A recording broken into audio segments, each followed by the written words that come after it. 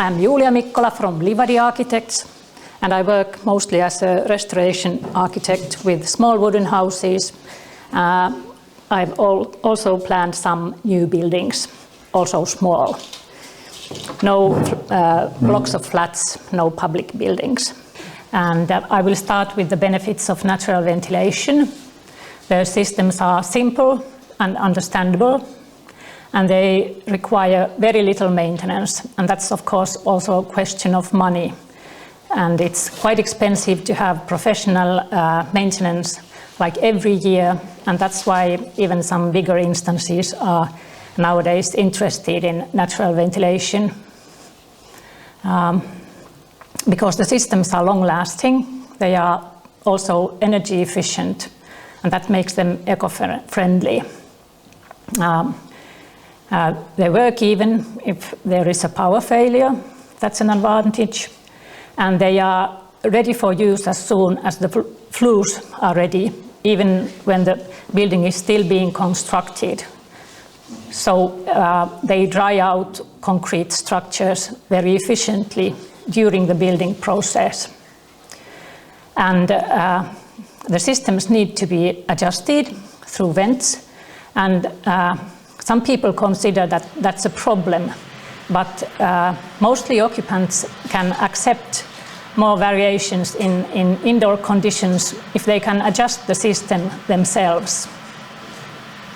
So this adjustability improves comfort, and for me it's not more difficult than like putting on and off electric lights to adjust the ventilation system. But of course one has to know how it works, as Netta said. And the system in itself is quiet. There is no noise from machinery. But of course, the flues and the intakes, they can let some noise from outside indoors. And one of the most important things when restoring old houses is that natural ventilation systems very rarely create such negative pressure that would cause indoor problems, indoor air problems. And it is sometimes said that it's a defect that they can't have, like natural ventilation systems can't have fine filtration, but that's, on the other hand, you can say that then the microbial flora inside the house is more natural. It has many kind of microbes, and it's believed to prevent autoimmune diseases that are like getting more and more common in Finland.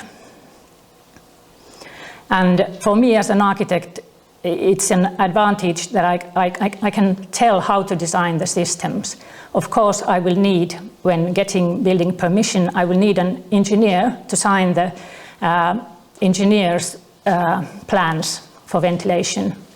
But I can design the house and decide how the ventilation should work. And then the engineer will help me, but he will not come and destroy my plans, which can happen with mechanical ventilation. And ventilation also has effect on indoor humidity and thermal comfort, important things considering how nice it feels in a house. And here we can see the optimum relative humidity, which should be between 40 and 60%, to have as little as possible all these kinds of problems that bacteria and viruses and fungi and mites and respiratory infections and allergies and dust and different kind of emissions from the materials could cause. And if the inside air gets too dry, then moisture starts to evaporate from skin, and then even quite warm temperatures feel colder. And then if we adjust the batteries to create more heat, the air will get even more dry, and then it will feel even more uncomfortable. So having like good relative humidity is an important issue as well. here we have like basic different ventilation systems. Number first is often called natural ventilation. I wouldn't say that because there is actually no system at all. This kind of buildings we can't build anymore, happily. Number two is, for me, the best kind of system. It's a natural ventilation system based on stack effect, and preferably there is a flue and an intake in every room. Number three is mechanical exhaust system, and because it doesn't have heat recovery, it can't be used anymore. And number four is like the modern thing, mechanical supply and exhaust system with heat recovery. It can create very good conditions, except that like the microbial flora in the house will be like mainly the same that humans carry with them. And it's very different indoor air than outside. And these systems, they take a lot of room. They are like space intensive, and that can be a really bad problem when renovating old buildings.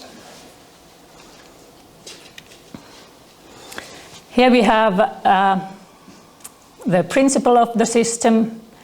If air is warmed, it gets lighter and it tends to go up, while a denser, colder air tends to go down. So if we have an indoor space that has heating, and then we make a flue up to the roof and an intake, a hole in the wall, then the air starts to move. And we can see the different airflows. There is the outdoor air coming in, warmer indoor air, and then supply air, also called replacement air or intake air or fresh air. And then if not every room has an intake and an outtake flue, then there is also transfer air that is flowing from one room to the other. And then, of course, exhaust air going up through the flue. And when designing a house with natural ventilation, there are certain things one should remember. The flues should be sufficiently spacious and high enough, and preferably vertical. And that's why a flat roof is not so good. A pitched roof is a lot better, and an attic is also an advantage. And here we also see a traditional way of arranging the flues in a multi-story building. And doing like this, you can have the same floor plan in every floor. And one important thing is the height of the flue, but actually when you are calculating the ventilation rate, you are calculating the height from the intake to the top of the stack. And on the upper row you see different examples. Like even if you have the same height in the flue, if there is a different height in the intake, it affects the system. And in the lower row you can see that, like the normal situation, that because upper floors have shorter flues, the ventilation rate is lower. And in the ground floor the flues are very long, so the ventilation rate is quite high. And this is sometimes thought as a bad defect, but it can be avoided by taking air in near the ground floor and then using intake flues. And of course, natural ventilation rates differ depending on the season and on the weather. Wind boosts natural ventilation a lot, and it also helps with different airflows in multi-story buildings, because the effect is stronger in upper floors and doesn't affect that much the ground floors. And in wintertime, when there is a greater thermal difference, the ventilation rates are a lot higher than in the summer, and that's one reason why we need to have these adjustable vents.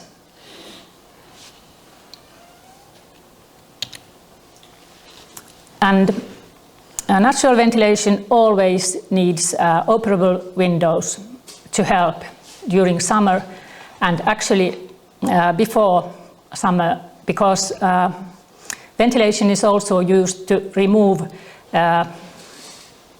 heat from buildings. And that happens already when the daily average temperature is around 10 degrees centigrade. And in Finland, the year-round average temperature is like 5 degrees centigrade. And in July, it's like 17. And mostly during summer, inside temperature is about 4 degrees higher than outside. So there is normally always some kind of thermal difference. Of course, there are moments when it's really hot outside, and if you have a massive house, like massive structures, then in the afternoon it can be cooler inside the house. But then also the stacks, the chimneys, are probably like warmer because sun has been shining on them. And usually it's always a bit windy. So the system works quite well even if it's warm. Window ventilation can be used through one facade, and the best thing is if you have a chance to have cross ventilation through the house, or then ventilate between different floors. And on the right we see different kinds of ventilation windows, sort of old-fashioned health window that is being used again. And then ventilation pane called fortuska in Finland. I don't know if you have the same thing here. Traditionally, the inner panes were taken out for summer, and then for winter they were sealed by gluing paper on the gaps between panes and frames. And then it was really practical to have this fortuska so that it was still possible to ventilate through window. Sometimes it's said that because there can be down draughts in natural ventilation, it would be better to adjust mechanical fans. But this down draught, it has a reason. It's, if there are many flues but there is no intake air, then the one flue that doesn't work as effectively as the others, there is a reverse flow of air. And giving the system more replacement air usually corrects the situation. It's also possible to have a room like inside the building, like a small toilet. And if it's cooler than the rest of the rooms, it's possible that air starts flowing in through the flue. And better than adding a machine is to add a wind cowl. And here we can see traditional revolving wind cowl. In Finland, this kind of thing is called Jonnin imuhattu, or Jonne, or Jonnari. It's a, how do you say? It turns with the wind, it doesn't really spin. And you can add it just on one flue of the apartment. It's not too strong, like to change the airflows in other flues. And mechanical exhaust has also this problem that because it causes a strong negative pressure, it's possible that if there is not enough replacement air, it starts sucking unhealthy stuff like from the floor, from the ground, or from the wall structures if they are old and have, for instance, mold. Here we can see the parts of natural ventilation system. The core is the flue, the most important thing. And that's also the thing that has to be thought of when designing a floor plan for a naturally ventilated house. And there has to be an exhaust vent that should be adjustable, and then an intake that needs some kind of shelter from weather, from rain, a grill, and then the adjustable intake vent. And there needs to be the operable window. And then one very important part is the occupant who knows how the system works and who adjusts the vents and the windows. And if it's an overflow system, then we also need these transfer air gaps, like door gaps or vents. And then there is this wind cowl, not necessary in every house, but very, very useful in many cases. And the best possible flues, to my mind, are made of red brick, but also concrete and precast blocks can be used. And of course, metal sheet. I'm not so fond of metal sheet because it can have convection problems, and it doesn't store heat, so it doesn't have the good effect during summer that the chimney gets warmer and enhances the flow of air. Netta was already talking about this evolution of natural ventilation systems. Here we can see the fireplace heating and unintentional intake. This was common even in multi-story houses in 1880s. And on the facade you can see that on the uppermost floor there are intake holes, but the uppermost floor was made in the 20s. And the lower parts, they have no intakes, because at that time windows were not that airtight.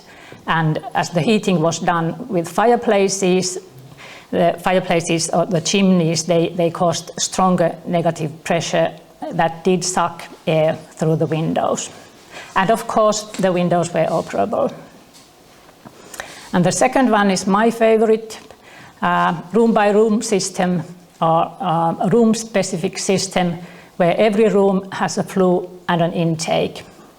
That was ordinary from the end of the 19th century till the 30s. And with the modern times, there were improvements with overflow method that was used till the 50s or 60s, and it's still used.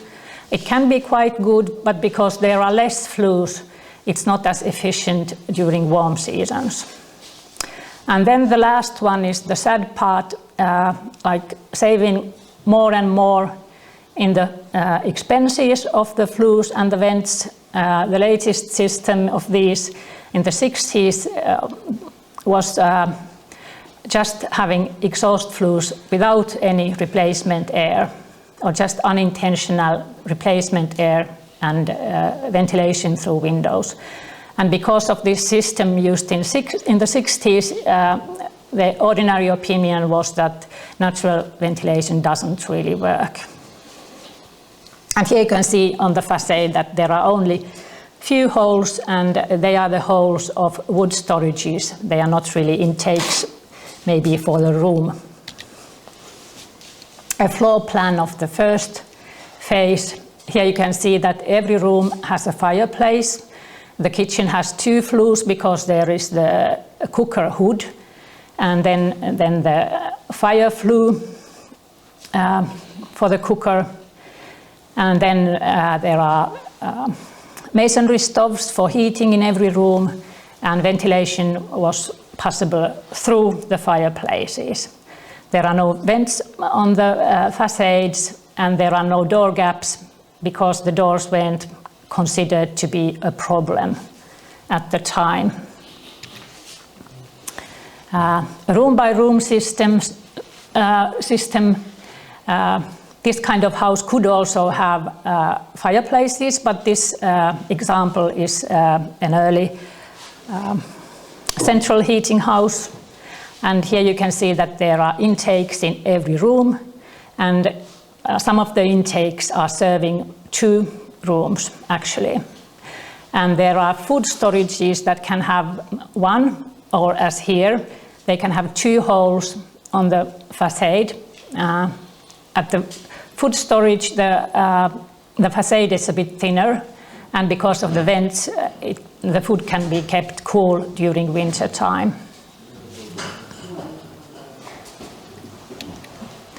A modernistic house, less flues, and most of the intakes are connected to the windows. They are slotted vents, not this kind of rectangular holes in the wall. And here we can see the overflow system where there are door gaps, and this kind of system was considered very efficient because the exhaust air from one room could be used again as fresh air for another room. But actually, as I said, during summer it was sort of it was not efficient enough. And the last system, not a good system anymore. It's like only half of the system, because there are flues, but there are not like proper intakes. It's just unintentional intake air through the windows.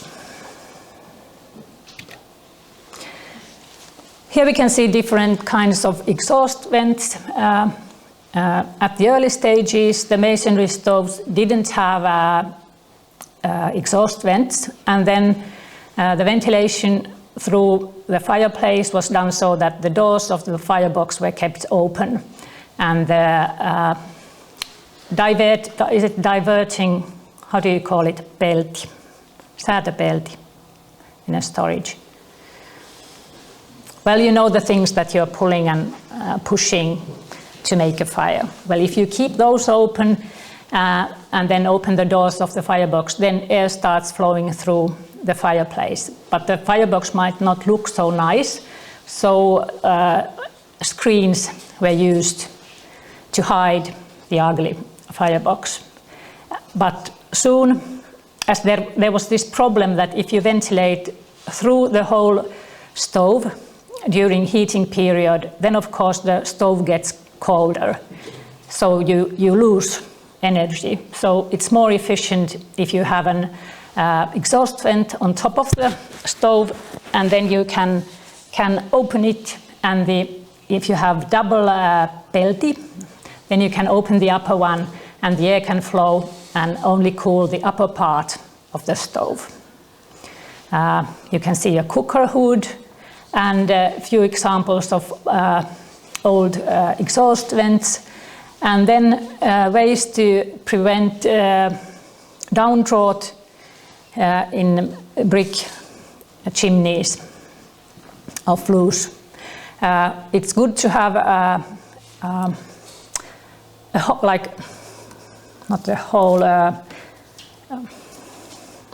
a deeper part behind the vent, so that if there is a downdraft and the air starts flowing down the vent, it doesn't like pour straight to the inside, but it turns around towards the flue, and this hole on the bottom, it also collects like rainwater and pieces of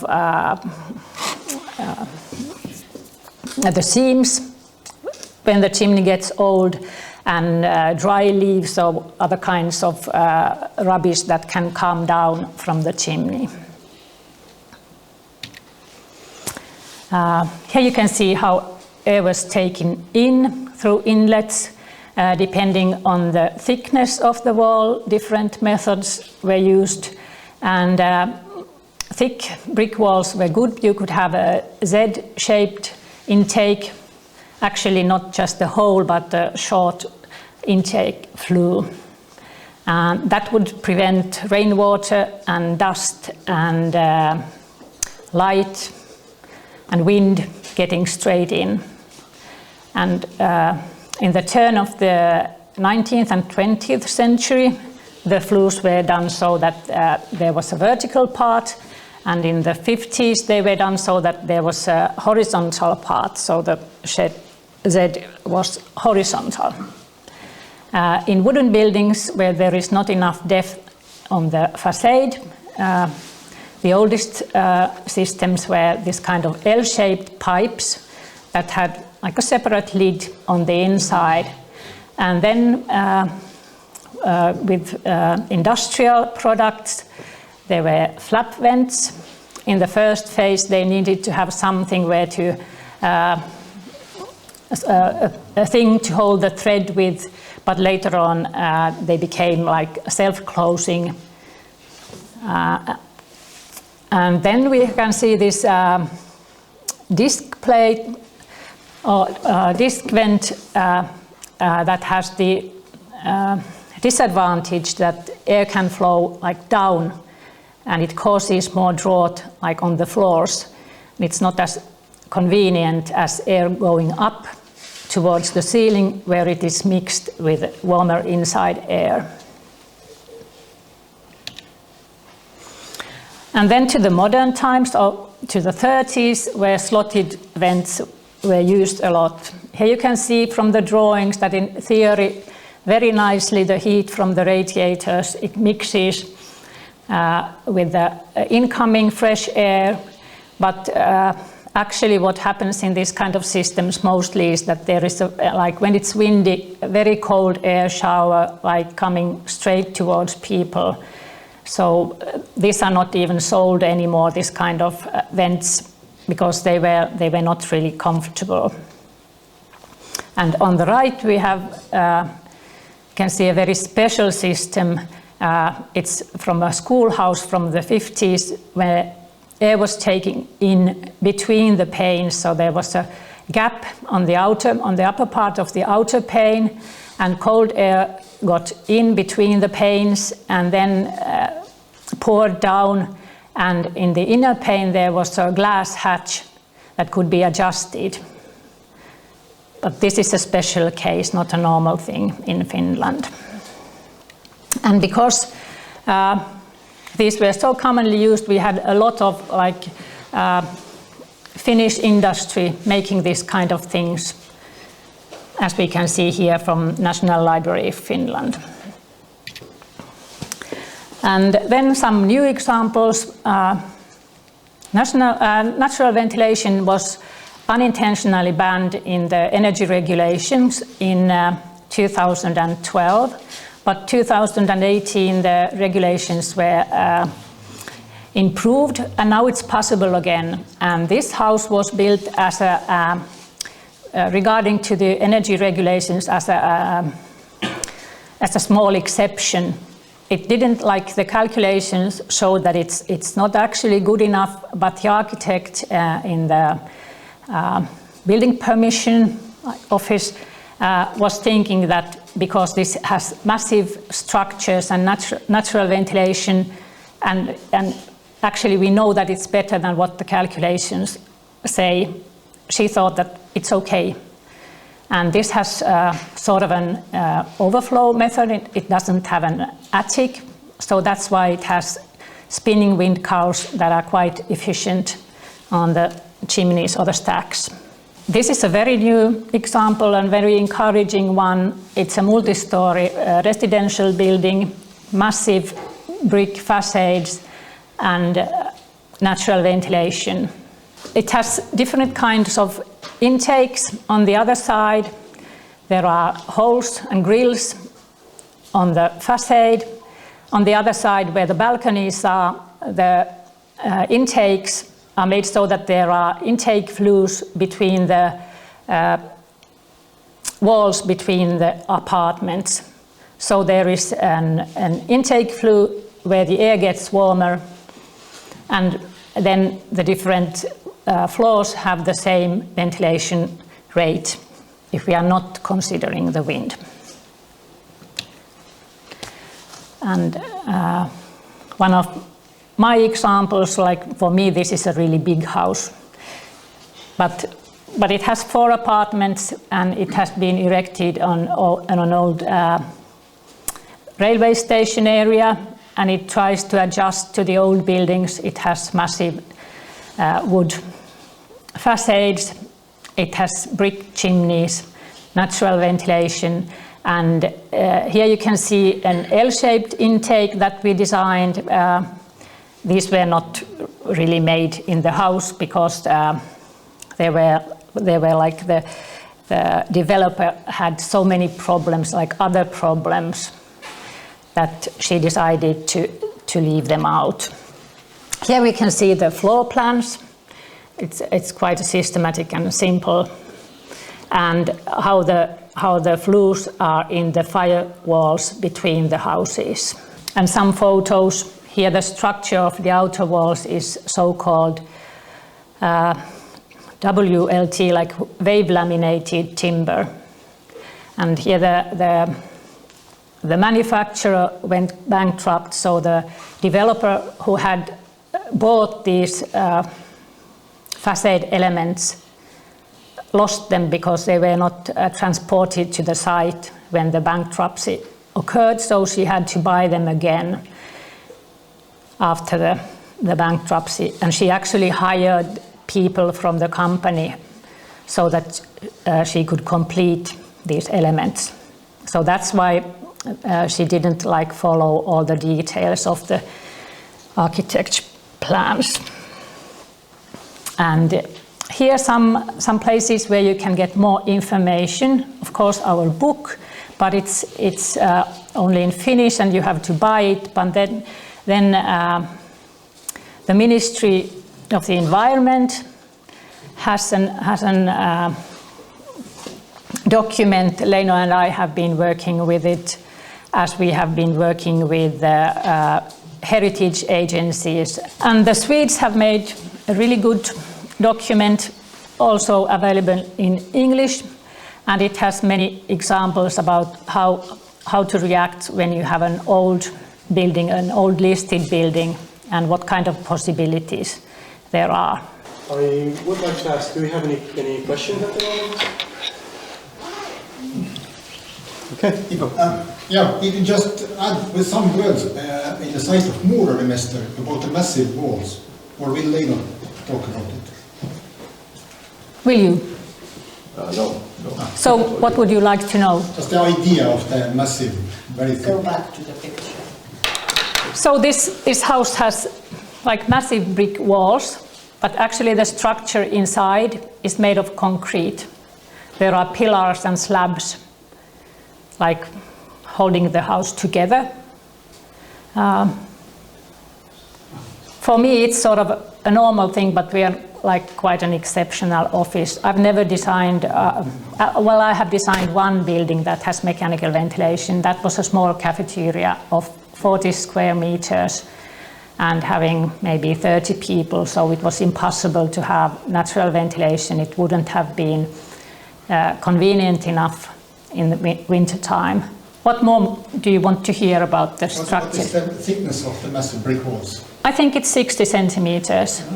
And this house was actually also, it had a small exception in the permission. Up again with the energy performance. There is in the regulations there is a lower U value for massive wood structures. But in Helsinki area, the officials are already thinking that it applies also to massive brick structures. So in this building they have used this. Did you, Leino, work with this Muurarimestari? Did you do the calculations? I was doing some energy calculations. And they were using this like small exception in the regulations that because it's massive you can use the lower U value. Yeah, they were able to get that for this house, even though it's not log. Because usually it's only for log buildings. So that shows that in Finland, like somehow the atmosphere towards natural ventilation has changed for the better. So it's possible, it can be done. You can maybe explain the third picture there also. It's a strange picture, I think. Yeah, that's where on the other facade there are like intake flues, and the air is flowing up to the apartments from the arcade of Like here you can see on the other side that there is an arcade under the balconies. And on the ceiling of the arcade there are these holes where the flue start there. Then thank you again, Juulia. Thank you.